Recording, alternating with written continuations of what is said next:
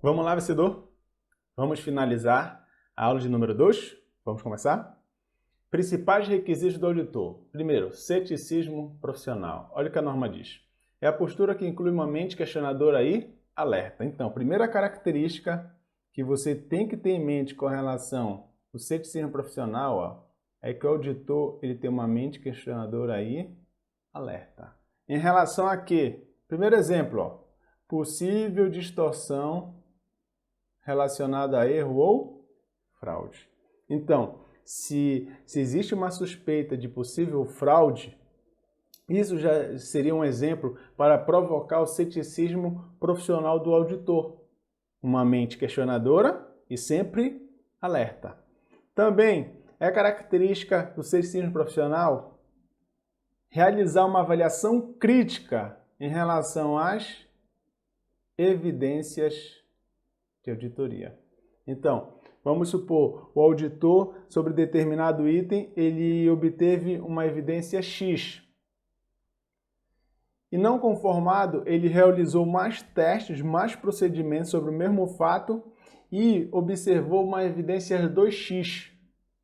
Então, podemos observar que ao realizar o exame sobre aquele fato utilizando mais procedimentos, ele teve uma divergência. E isso faz com que ele tenha uma avaliação crítica se realmente essas evidências de auditoria possam dar suporte para fundamentar a sua opinião. Então, ele sempre vai ter essa avaliação crítica com relação às provas que ele colhe sobre aquilo que foi analisado. Então, quando falamos de ceticismo profissional, tenha em mente para efeito de prova.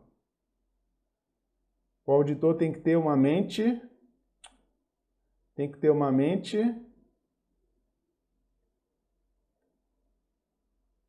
questionadora. E ainda está sempre alerta. Além disso, ele tem que fazer uma avaliação crítica em relação às provas, às evidências que foram obtidas. Segundo requisito, julgamento profissional. E o que fala a norma? É a aplicação de todo treinamento, conhecimento e experiência relevantes dentro do contexto fornecido pelas normas de auditoria, contábeis e éticas na tomada de decisões informadas a respeito dos custos de ação apropriados nas circunstâncias do trabalho de auditoria. Então, quando nós pensarmos em julgamento profissional, está relacionado a características intrínsecas do próprio auditor. Então, ele precisa ter o quê? Treinamento. Ainda,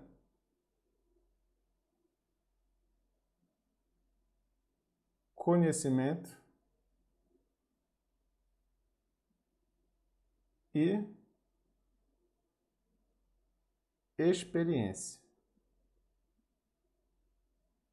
Tem dificuldade para identificar numa questão de julgamento profissional? Pensa nesse mnemônico. TCE. T de treinamento, C de conhecimento e E de experiência. Então, o auditor, ele sempre está em constante treinamento. Ele sempre busca se aprimorar. Também, ele busca conhecimento, sempre está realizando a sua educação continuada. E fora que ele tem uma larga experiência na área, que é fundamental. Porque determinadas decisões que o auditor vem a tomar são decisões também subjetivas, apesar de que estarem respaldados em procedimentos de auditoria, em técnicas. Então não esqueça, pensou em julgamento profissional, pensa no TCE, treinamento, conhecimento e experiência. Requisitos éticos do auditor. Os princípios fundamentais de ética profissional relevantes para o auditor são, primeiro, integridade. O auditor precisa ser honesto. Um profissional que sabe o que faz é íntegro. Outro princípio ético, requisito ético, objetividade. O auditor precisa ter independência, ser imparcial em suas decisões, não se deixar influenciar por nenhum tipo de por exemplo, familiaridade, recompensas, sempre se manter imparcial, independente. Competência e zelo profissional, ser um profissional que sabe o que está fazendo, um profissional cuidadoso com o que faz. Confidencialidade, boca de siri, sigilo profissional. Claro, o sigilo profissional ele não é absoluto, ele tem as suas exceções. E por último, o auditor independente precisa ter o quê? Comportamento, postura, conduta profissional. Então, esses são os 5 requisitos éticos do auditor. Olha essa questão. No exercício de suas atividades de auditoria, o auditor independente, usuário interno da informação contábil, deve pautar-se pelos seguintes princípios éticos: integridade? Sim. Objetividade? Sim. Impessoalidade? Competência e zelo profissional? Sim. Confidencialidade? Sim. Comportamento profissional? Sim. Certo ou errado? Está errado. Não esqueça, hein? Ele acrescentou mais a impessoalidade. São 5. Integridade, objetividade, competência e zelo profissional, confidencialidade e comportamento e conduta profissional. Logo, a alternativa está errada. Risco de auditoria. Olha o que fala a norma. É o risco de que o auditor expresse uma opinião de auditoria, detalhe, hein? Inadequada. Quando as demonstrações contábeis contiverem distorção relevante. É como se ele falasse assim: eu digo que as demonstrações contábeis estão ok, quando na verdade não estão. Ele emite uma opinião inadequada, uma opinião de auditoria inadequada sobre as demonstrações contábeis. E esse risco de auditoria, ele é classificado em 2 tipos: risco de distorção relevante e risco de detecção. Vamos falar sobre eles. Risco de distorção relevante, também conhecido como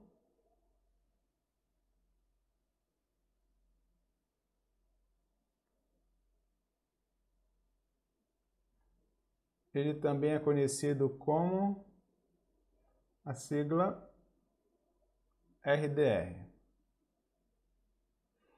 Olha o que fala a norma. É o risco de que as demonstrações contábeis contenham distorção relevante, detalhe.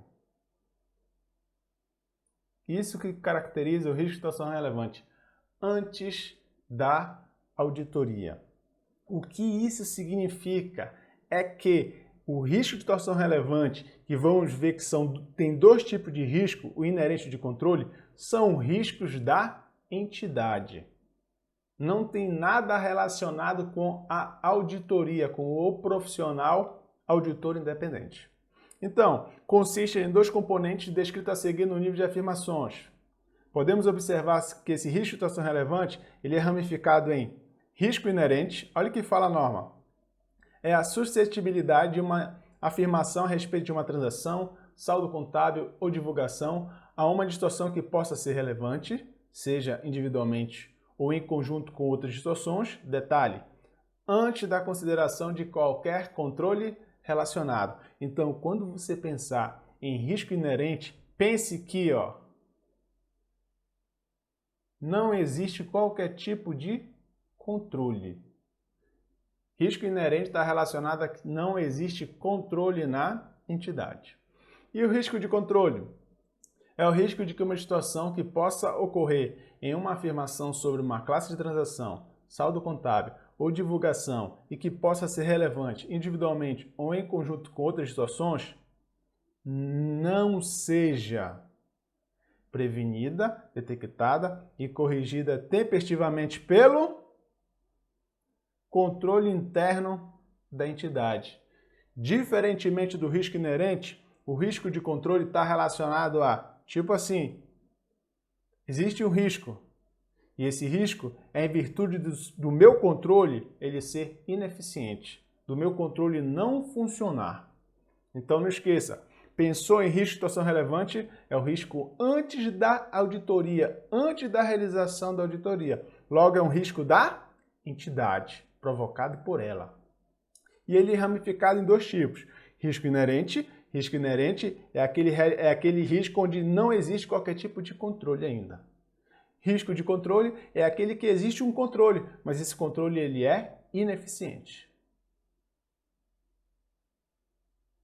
Risco de detecção é o risco de que os procedimentos executados, olha aqui, ó, procedimentos executados pelo auditor para reduzir o risco de auditoria a um nível aceitavelmente baixo não detectem uma distorção existente que possa ser relevante individualmente ou em conjunto com outras distorções. Aqui, turma, quando falamos de risco de distorção relevante, é o risco do auditor. É o auditor que provoca aqui. É o risco que já acontece no momento que a auditoria está sendo realizada. Diferentemente do risco inerente e risco de controle, que é um risco da entidade. A auditoria ainda não iniciou. Está relacionado aos controles dela própria. Olha esse item.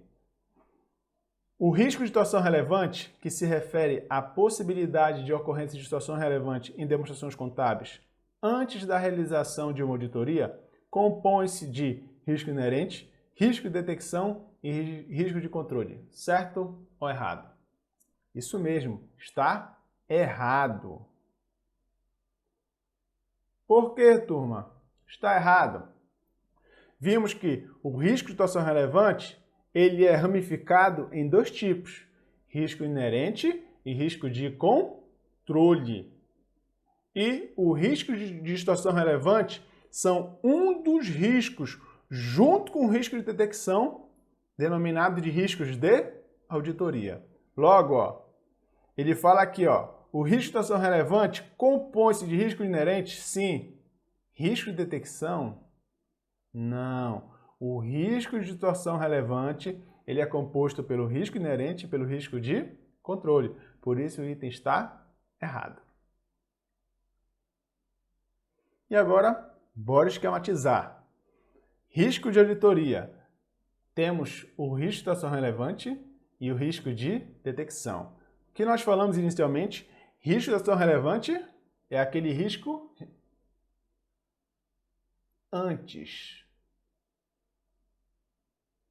da auditoria. Enquanto que o risco de detecção ele já é realizado no momento da auditoria. Então não esqueça, hein? Risco de situação relevante é aquele antes da execução da auditoria. E risco de detecção é aquele risco no momento da auditoria. A auditoria já está sendo realizada. O risco de situação relevante é ramificado, é dividido em risco inerente e risco de controle. Acabei de afirmar que o risco de controle e o risco inerente são o quê? Riscos da entidade. Enquanto que o risco de detecção são riscos do auditor. É ele que provoca. Então, não esqueça. Risco inerente e risco de controle, risco da entidade. Vamos lá. Risco inerente é antes do controle. Ou melhor,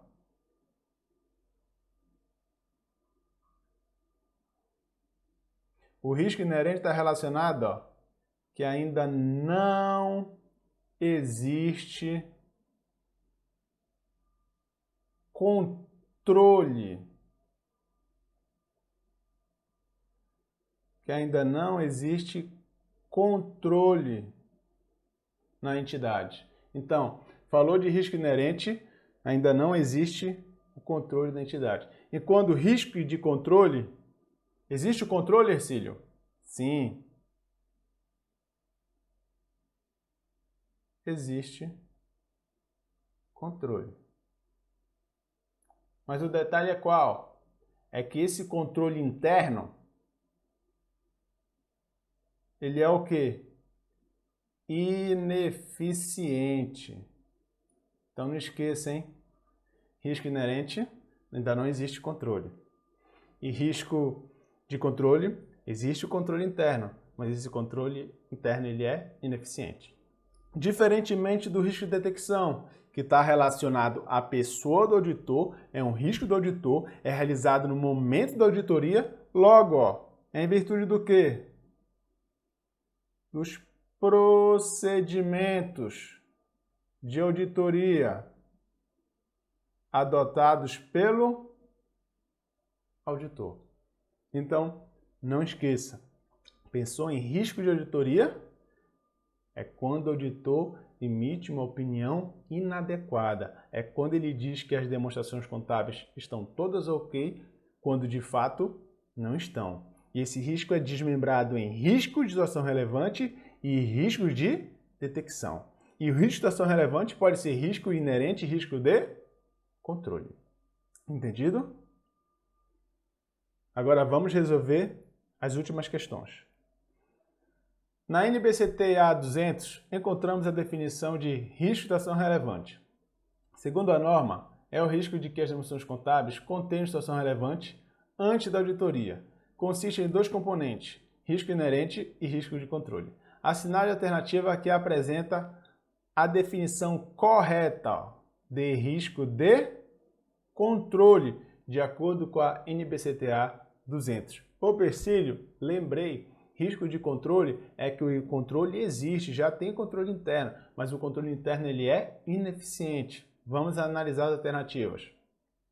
Letra A é a suscetibilidade de uma afirmação a respeito de uma transação, saldo contábil ou divulgação a uma distorção que possa ser relevante, individualmente ou em conjunto com outras distorções, antes da consideração de qualquer controle. Isso daqui é a definição de risco inerente.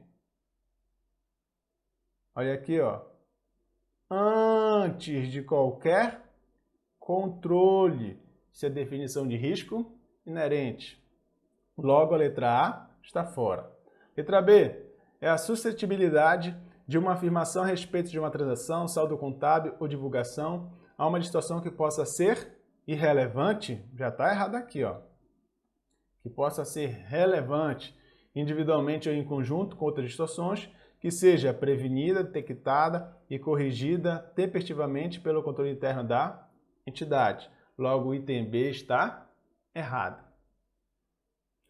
C é o risco de que uma situação que possa ocorrer em uma afirmação sobre uma classe de transação, saldo contábil ou divulgação e que possa ser relevante individualmente ou em conjunto com outras situações, não seja prevenida, detectada e corrigida tempestivamente pelo controle interno. Opa, letra C? Quer risco de controle?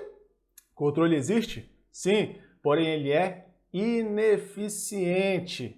Logo, podemos observar que a letra C é a alternativa correta, que é a definição de risco de controle. Olha a letra D. É o risco de que uma situação que possa ocorrer em uma afirmação sobre uma classe de transação, saldo contábil ou divulgação e que possa ser, já está errado aqui, ó, irrelevante, não, que possa ser relevante, individualmente ou em conjunto com outras distorções, que seja prevenida, detectada e corrigida tempestivamente pelo controle interno da entidade. Resposta à letra C de casa. Podemos observar, ó, que tanto na letra B de bola como na letra D, só foi apenas uma única palavra. Eles colocaram irrelevante quando de fato deveria ser a palavra relevante. 9. De acordo com a NBCTA, turma, uma dica que eu vou dar para vocês. Toda vez que quando vier assim, ó, de acordo com a NBCTA, aí ele vier falando o nome da norma, nem lê isso. Se você já sabe que a NBCTA trata de determinado assunto, já pula para o que ele pergunta. Ó. Ele quer saber a definição ó, de risco de detecção. Então vamos lá, letra A. O risco de que as demonstrações contábeis contenham situação relevante antes da auditoria. Olha a letra A. Risco de que as demonstrações contábeis contenham situação relevante antes da auditoria. Estou falando de quem? RDR. O que é o RDR? Risco de distorção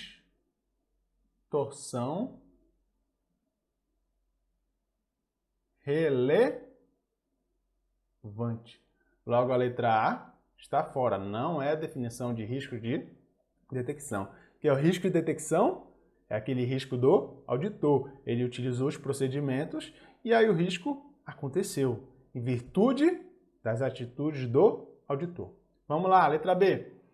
O risco de que o auditor expresse uma opinião de auditoria inadequada quando as demonstrações contábeis contiverem distorção relevante. Isso daqui é a definição de risco de auditoria.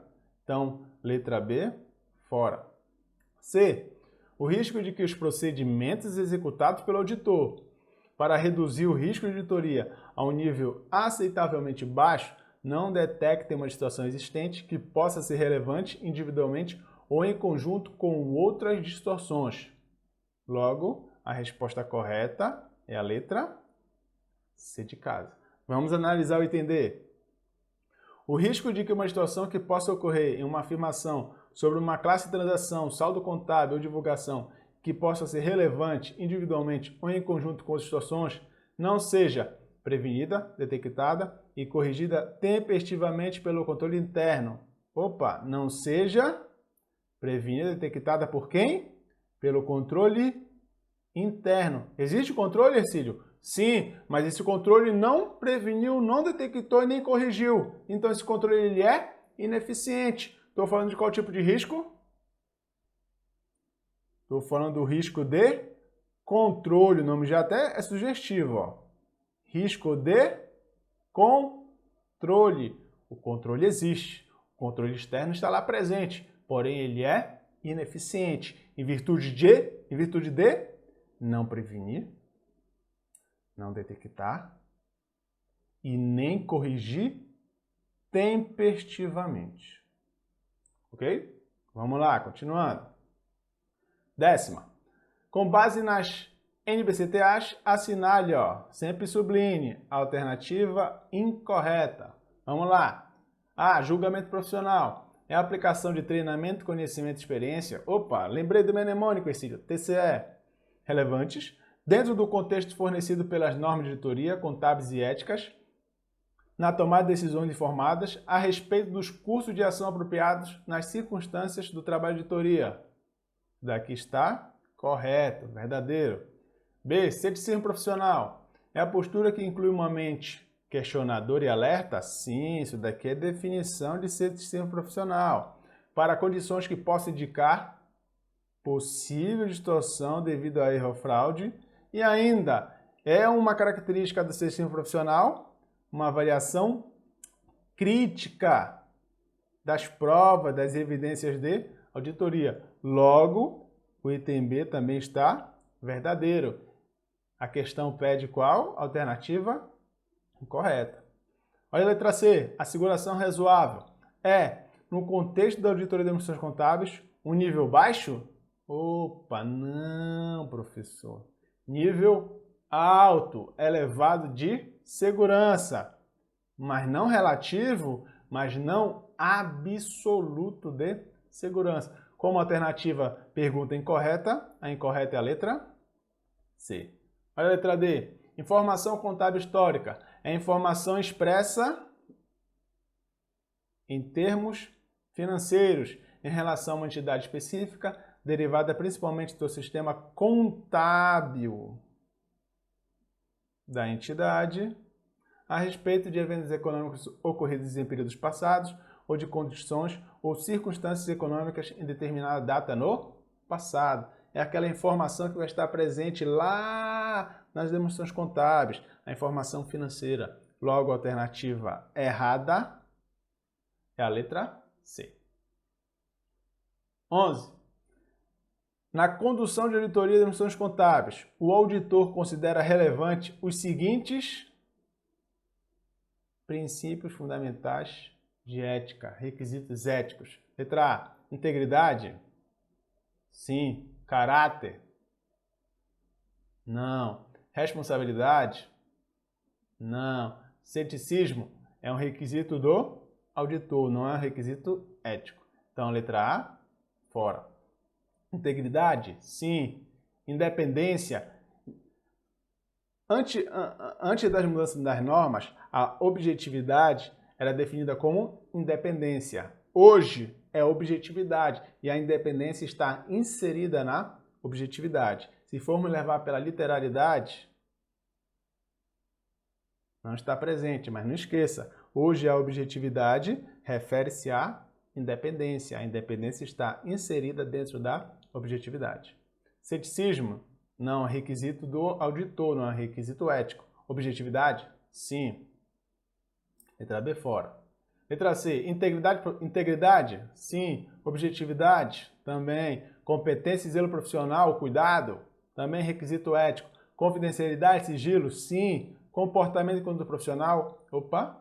Logo, a tendência, a resposta correta é a letra C de casa. Prova dos 9. Vamos ver o erro da letra D. Integridade é um requisito ético? Sim. Ceticismo? Não, é requisito do auditor. Competência? Sim. Discrição e zelo profissional? Competência e zelo profissional. Logo, a alternativa correta é a letra C de casa. 12. De acordo com a NBCTA 200, aí eu vou precisar ler tudo isso daqui? Não, já vem para cá para a vírgula. Ó. Relacione os termos utilizados na primeira coluna com o significado correspondente na segunda coluna e em seguida assinale a opção correta. Olha aqui, ó, temos a evidência, a asseguração razoável e o julgamento profissional. Ele pergunta a sequência correta. Vamos verificar o primeiro parêntese. É a aplicação de treinamento, conhecimento e experiência. Opa, mnemônico TCE, treinamento, competência, experiência. Estou falando de julgamento profissional. Nesse caso é o item 3. Segundo parênteses. São as informações utilizadas pelo auditor para fundamentar suas conclusões. Olha aí, ó, fundamentar suas conclusões. Em que se baseia a sua opinião, incluindo informações contidas nos registros contábeis subjacentes, as demonstrações contábeis e outras informações. Eu estou falando de quem? Evidência de auditoria ou asseguração razoável? Opa! Fundamentar minhas conclusões. Para fundamentar eu preciso de provas, preciso de evidências. Item 1. E o último, subentende que é o item 2. Vamos ver o que ele afirma. É, no contexto da auditoria de demonstrações contábeis, um nível alto. Detalhe, mas não é absoluto de segurança. Estou falando de quem? Asseguração razoável.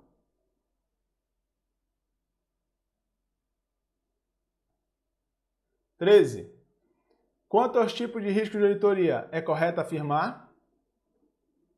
Pergunta alternativa correta. Vamos lá. Olha essa questão. O risco de detecção independe da ação do auditor? Risco inerente e risco de controle são riscos da entidade. Por quê? São executados, realizados antes da auditoria. O risco de detecção é aquele realizado no momento da auditoria. E quem realiza a auditoria? O próprio auditor. Logo, independe da ação do auditor? Não. Depende da ação do auditor. Por quê? Esse risco de detecção, ele é conhecido como risco do auditor. Logo, letra A está errada. Letra B. O risco de controle está ligado ao grau de eficácia dos procedimentos conduzidos pelo auditor. Procedimentos conduzidos pelo auditor é o risco de detecção. Então, a letra B, fora.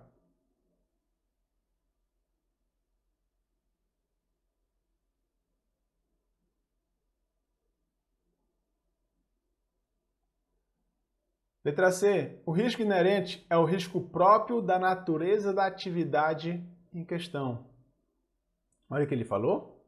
Risco inerente é o risco próprio da natureza da atividade.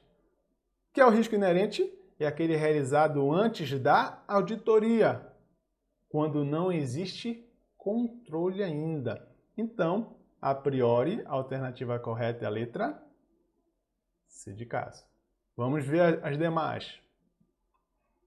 O risco de controle é o risco do auditor não detectar um erro ou fraude. Não está relacionado ao risco de controle.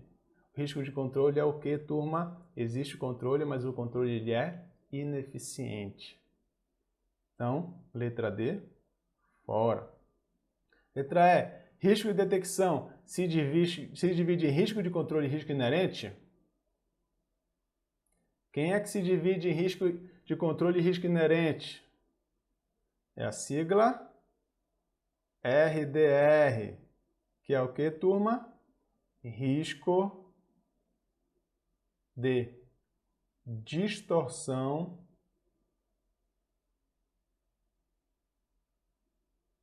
relevante.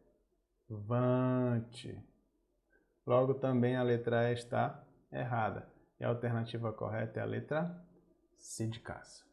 Entendido? Bom, por fim, turma, gostaria de agradecer a presença de cada um que ainda está nesse minuto final me assistindo. Muito obrigado. Terminamos a aula de número 2. Em breve teremos a aula de número 3. Aguarde. Não esqueça de compartilhar. Avise seus amigos que vamos esquematizar. Bora estudar.